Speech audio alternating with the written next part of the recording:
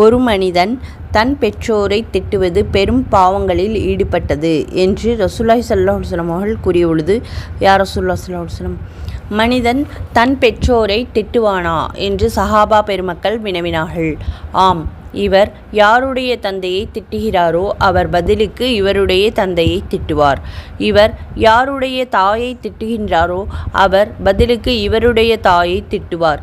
இவ்வாறு இவர் மற்றவர்களுடைய தாய் தந்தையை திட்டி தன்னுடைய தாய் தந்தையை திட்டு வாங்க தானே காரணமாக ஆகிவிடுகிறார்கள் என்று முஹம்மது நபி ஸல்லல்லாஹு அலைஹி வஸல்லம் அவர்கள் கூற கேட்டதாக அப்துல்லா இப்னு அம்ர் இப்னு ஆஸ் ரலியல்லாஹு அன்ஹு அவர்கள் அறிவித்திருக்கின்றார்கள்.